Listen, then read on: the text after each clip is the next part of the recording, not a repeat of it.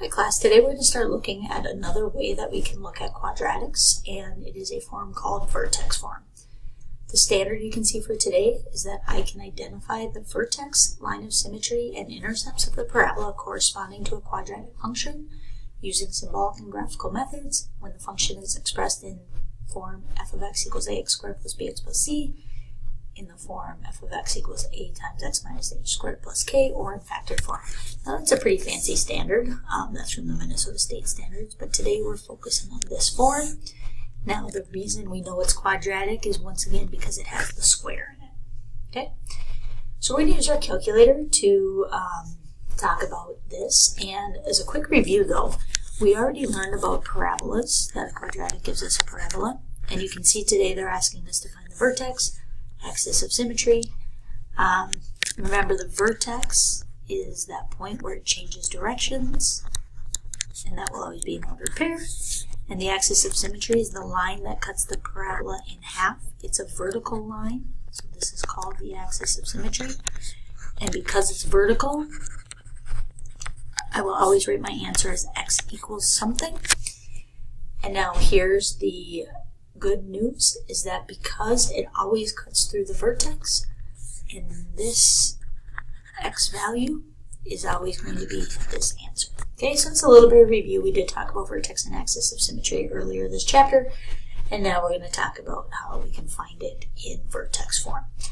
So we're going to start with y equals x plus 3 squared minus 4, and as you can see in the directions, it says graph on your calculator. Okay, so I'm going to go to my calculator.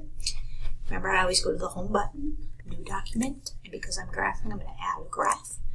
And even though the form is different, I can now do what it's asking. So put x plus 3 in parentheses.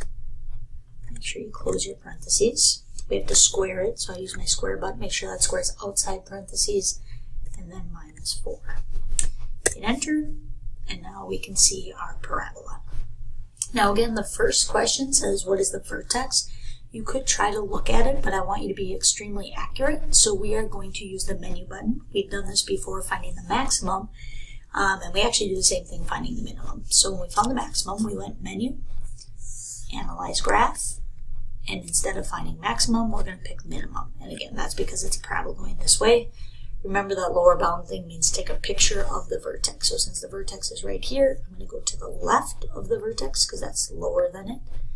Then I'm going to click and then go to the right of the vertex, click, and we can see then that it's a parabola at -3, -4. Sorry, parabola with a vertex at -3, -4. So I'm going to go back to my picture, and I am going to draw it here just off to the side. You don't have to do that, but it looks something like this. Okay, where this vertex point was at -3, -4. So the vertex, the minimum, was at -3, -4. And as we said, the vertical line would go through there, so it goes through x equals -3.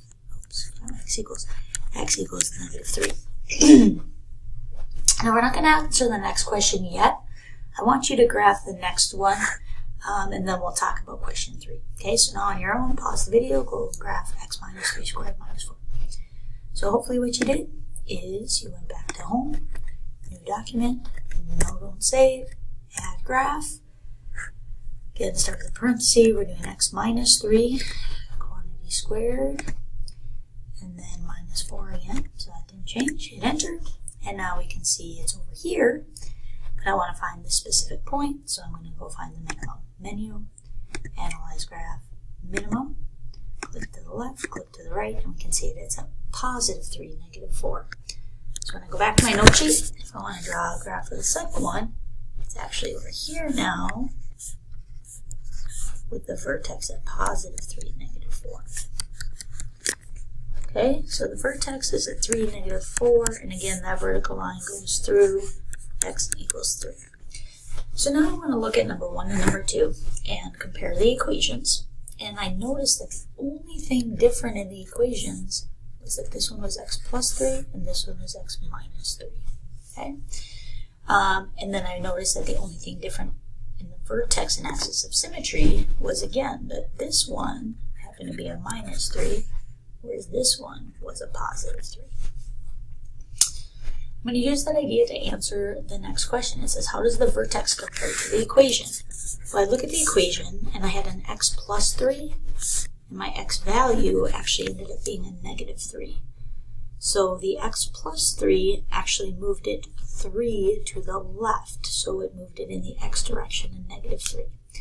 And then when I had the negative 4 here, it moved it down 4 because it was at the point of negative 3, negative 4. So you can see that that point corresponds to this. Now when I look at the next one, again, I had an x minus 3 in here, and the vertex moved positive 3 in the x direction. Okay, so it went this way 3, right 3, when it was a minus 3 there, and then the minus 4 was the same as above, and once again it moved it down 4. Okay, so when we have vertex form, we can look at it quickly and easily and see that, okay, an x minus 3 is actually 3 to the right, and then the minus 4 is 4 down.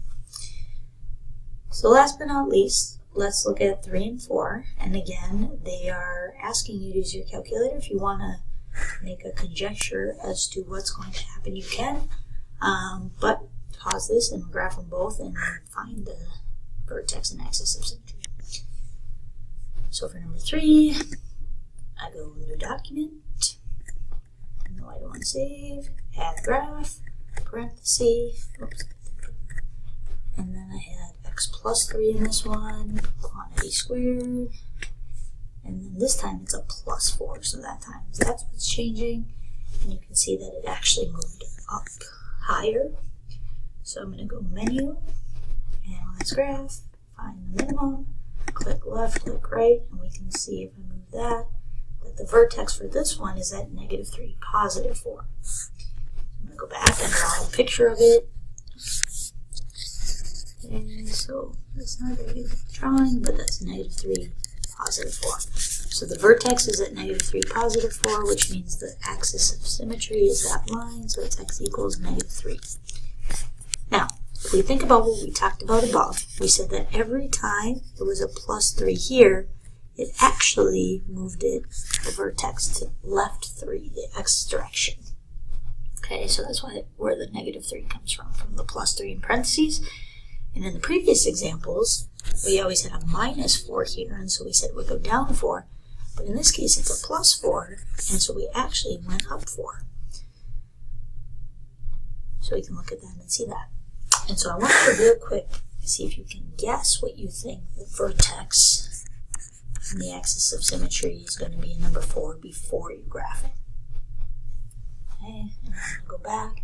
Now real quick, if you're graphing the same thing over and over again, the only thing that's changing here, I guess it's going to be a minus 3 instead of a plus 3.